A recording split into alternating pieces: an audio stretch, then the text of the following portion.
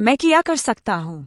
ये तो तुमने अंदर देख ही लिया था और किस्म से तुम्हारे साथ तो मैं और भी अच्छे तरीके से करूँगा।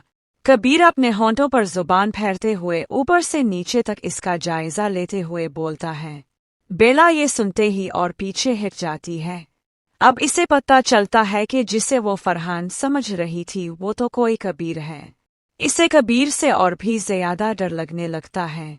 फिर क्या सोचा परी ने, मतलब बाबा की परी ने। वैसे रोम की टेंशन ना लो, एक और रोम भी है, वहाँ हमें कोई डिस्टर्ब भी नहीं करेगा और हम मजे से मस्ती करेंगे। कबीर इसे और डराता है। बेला इसका मतलब समझते हुए फौरन अपना मोबाइल कबीर को दे देती है। कबीर फौरन मोबाइल में वीडियो चेक करता है और इसे डिलीट कर देता है। फिर मोबाइल इसे देने की बजाय अपनी पेंट की जेब में डालकर ड्रिंक बनाने लगता है। एक ड्रिंक में बेहोशी की गोली मिला देता है। बेला इसकी कारस्तानियां देख रही होती है। वो दोनों गिलास हाथ में उठाता है, बेला को आंख मारकर अंदर चला जाता है। बेला का मोबाइल अब कबीर के पास था, जिसकी वजह से वो चाहकर भी यहाँ से निकल नहीं सकती थी। कबीर कमरे में गया तो जूली फौरन इसके पास आई और दोबारा कबीर से चिमट गई। कबीर ने प्यार का ढोंग करके आराम से इसे बेड पर लुटाया। ड्रिंक का वो खास गिलास जो इसके लिए तैयार किया था इसके होंठों से लगाया, जिससे वो फौरन बेहोश हो गई। कबीर ने सुकून का सांस लिया। इसने अपना लाया हुआ बरस्त साइड टेबल पर रखकर इसके साथ एक गिलास रख दिया। बाहर आया तो इसने एक नज़र बेला की तरफ देखी और बाहर जाने लगा। ओ हेलो, एक्सक्यूज मी, मेरा मोबाइल। बेला की आवाज़ बाहर से आई। कबीर वहीं रुक गया और अपनी जेब से इसका मोबाइल निकाला। ये रहा मोबाइल, लेना चाहती हो तो ले लो। बेला जैसे ही मोबाइल लेने लगी कबीर अपना हाथ फौरन ऊपर कर लेता है, जिसकी वजह से बेला का चेहरा लाल हो जाता है। कबीर इसकी हालत देखकर महजूज होता है। लाख कोशिश के बाद भी बेला के हाथ मोबाइल नहीं आता। अब दोबारा कबीर बेला के करीब आता है। जब बेला मोबाइल लेने की कोशिश करती है तो कबीर अपना दूसरा हाथ इसकी कमर पर रखकर इससे अपने करीब खींच लाता है। इसकी हरकत पर बेला दब जाती है। इतने बड़े हो गए हो लेकिन शर्म नाम की कोई चीज नहीं तुम्हारे अंदर। इसकी बात सुनते ही कबीर की हंसी छूट जाती है। अच्छा, अगर तुम्हें ये मोबाइल चाहिए तो मेरा एक काम करना होगा। क्या काम? इसके पूछने पर कबीर अपना मुंह इसके मुंह के करीब करता है। छोटा सा काम डीरिल, यहाँ एक प्यारी सी किस चाहिए। कबीर ने होंठ की तरफ इशारा किया तो बेला के होश उड़ गए। कबीर की बात सुनकर लेकिन अपना मोबाइल इसे हर हाल में चाहिए था। ये सोचते हुए वो अपने होंठ कबीर की दाढ़ी के करीब ले गई और एक हाथ ऊपर मोबाइल की तरफ बढ़ाया, साथ ही अपने दांतों से जोर से कबीर के गाल खींचे और अगले लम्हे मोबाइल इसके हाथ में था। जब कबीर ने दर्द से आंख खोली तो सामने बेला मोबाइल हाथ में लिए इसे चला रही थी। ये देखकर इसे गुस्सा आ गया। तुमने ठीक नहीं किया, अब देखो मैं क्या करता हूँ, कबीर ने कहा। बाद में बेला को अंदाजा हुआ कि कबीर के साथ ही इसे घर जाना है, यही एक है जो घर छोड़ सकता है, तो इसने फौरन कबीर से सॉरी कर ली। अब दोनों गाड़ी में बैठ चुके थे, लेकिन जब कबीर ने इससे एड्रेस पूछा तो इसने बैग दिखाया, जिससे इसे अंदाजा हुआ कि ये फ्लैट सोसाइटी का घर है। कबीर ने गाड़ी के शीशे में खुद को देखा तो अपने गाल पर लाल निशान पाया। देखकर इससे वो सीन याद आ गया। लड़की बहुत मासूम और डरपोक लग रही थी। फिर हैरत भी हुई कि ये यहाँ किस घर से आ रही है। खैर, थोड़ी देर बाद गाड़ी इसके घर के सामने रुकी। बेला फौरन गाड़ी से उतरी और अपना सामान निकाला। कबीर ने एक बैग अपने हाथ में पकड़ लिया और घर के अंदर जाने लगा। घर के नीम प्लेट पर बड़े सुनहरे हुरूफ में फरहान लगारी मैंशन लिखा था। बेला की सांस में सांस आई जबकि इसके बिलमुकाबिल खड़ा शख्स किसी गहरे सदमे में जाता दिखाई दिया। कबीर और फरहान लगारी एक ही यूनिवर्सिटी से ग्रेजुएट हुए थे और जूलियाना पहले फरहान के साथ होती थी।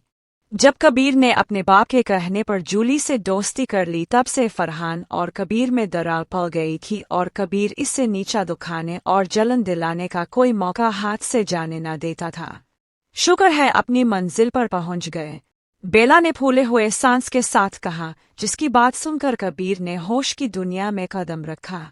फरहान को जलाने के लिए बेला के पीछे आता है और जानबूझकर इससे पीछे धकेल देता है, जिससे बेला कमर के बिल नीचे गिर जाती है। इंसान तुम में तमीज नहीं है। हाय मेरी कमर! बेला गिरते चीखते चलाने लगी। तुम तो खुद गिरी हो और ऊपर से मुझे गालियां सुना रही हो, स्टूपिड गर्ल। यही सीख कर आई हो पाकिस्तान से। कुछ दिन मेरे पास रहेगी ना तो सीधा कर दूंगा तुम्हें। खैर आओ तुम्हारी मदद करता हूँ। ये कहते हुए कबीर ने अपना हाथ आगे बढ़ाया, लेकिन बेला ने झटका दिया। ऐसा करने से कबीर की अना बीच में आ गई और फौरन इसे अपनी बाहों में उठाकर अंदर की तरफ रवाना हो गया। जैसे ही वो अंदर दाखिल हुए, वो एक बहुत बड़ा हाल था, लेकिन अंधेरे की वजह से ठीक दिखाई ना दे रहा था। कबीर ने एक सोफे पर बेला को लुटाया, लेकिन दर्द हद से बाहर था, जिसकी वजह से बेला ने अपना मुंह सोफे की तरफ कर लिया और आंखें बंद कर ले। कबीर को इसकी कैफियत देखकर खुद पर गुस्सा आया और फिर अचानक इसके करीब आया। तुम्हें पता है मैं बहुत अच्छा फिजियोथेरापिस्ट हूँ, तो दर्द भी मैंने ही तुम्हें दिया है, बकौल तुम्हारे तो भरपाई का एक मौका तो बनता है। ये कहते हुए इसकी कमर को छूता है और हाथ आगे पीछे फेरने लगता है। यहाँ उधर ही बेला सस्कार कर दर्द बताती है। ठीक है, मुझे चेक करने दो। ये कहते हुए कबीर इसकी शर्ट ऊपर करने लगता है। नहीं प्लीज, ऊपर से ही ट्रीट कर दो। बेला कबीर के हाथ अपने जिस्म पर महसूस करके फौरन बोल उठती है। नहीं, मैं अपने मरीज को चेक करने के लिए पूरी गहराई तक जाना पसंद करता हूँ। तुम्हें थोड़ा बहुत बर्दाश्त करना पड़ेगा ताकि मैं जल्दी से अपना काम खत्म करके यहाँ से जाए। कबीर ये कहकर आहिस्ता आहिस्ता इसकी शर्ट कमर से ऊपर कंधों तक ले जाता है और अपना हाथ इसकी कमर पर सुलाने लगता है, लेकिन अभी तक इसे कोई आसपास आता दिखाई ना दिया। फिर इसने बेला को देखा, जो दोनों आंखें बंद किए हुए थी। अभी वो जी भर कर देख भी ना सका था कि अचानक इसे कदमों की आवाज सुनाई दी। मतलब कबीर को जिस लम्हे का शिद्दत से इंतजार था वो आ पहुंचा था। कबीर अचानक बेला की कमर के करीब अपना चेहरा ले गया। तभी अचानक किसी ने हाल की सारी लाइट्स ऑन कर दी, जिससे पूरा घर रोशन हो गया। ये क्या हो रहा है? लगारी साहिब की आवाज जैसे ही उन दोनों के कानों में पड़ी तो कबीर फौरन सोफे से उठकर खड़ा हो गया। बेला जैसे ही लगारी साहिब से मिलने आती है तो हाथ के इशारे से इससे रोक देते हैं। खबरदार, जो तुमने कदम भी आगे बढ़ाया। उनकी आवाज में इतनी गरज थी कि बेला खुद ब खुद पीछे हट गई। Hello uncle, I am Kabir Khanzada.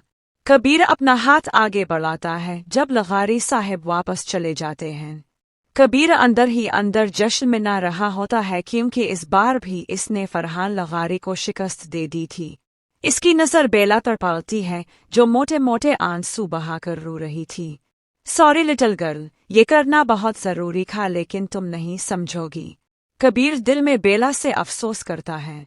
इतनी देर में लगारी साहिब दोबारा आते दिखाई देते हैं और इस बार उनके हाथ में एक मोबाइल होता है। लिखो, अभी तुम्हारी करतूत बताता हूँ तुम्हारे बाप को। ये कहकर फौरन शाह साहिब को कॉल मिलाते हैं, लेकिन उनका नंबर बंद जा रहा था। चाचू, देखाएं आपको कोई गलत फहमी हुई, ये एक फिजियो है जो कोई भी तुम इसके साथ जाओगी और इस घर में तुम्हारे जैसे गंद बर्दाश्त नहीं किया जाता। डैड, लगारी साहिब भी कह रहे हैं ना कि पीछे से फरहान की आवाज आती है। कबीर अब अलर्ट हो जाता है, क्योंकि कहानी में ट्विस्ट लाने की बारी फरहान की थी। फरहान जैसे कबीर को देखता है तो गुस्से की वजह से इसकी रग लाल हो जाती है। कबीर बड़े मजे से इस खानदान की लड़ाई एंजॉय करता है। फरहान कबीर को जलाने के लिए बेला के करीब चला जाता है। डैड, आप शायद भूल रहे हैं कि बेला मेरी मंगेतर है और बहुत जल्द हमारी शादी होने वाली है ना। बेला फरहान के पास जाती है और सॉरी सलाम करना तो भूल ही गई। हारे में फरहान लगारी, तुम्हारा होने वाला शौहर, मतलब मुझ खुदा फरहान, कबीर को देखते हुए दांत केस कर बोलता है, तुम तो और भी ज्यादा खूबसूरत हो गई हो। नेक्स्ट पार्ट के लिए चैनल को लाइक सब्सक्राइब जरूर करें।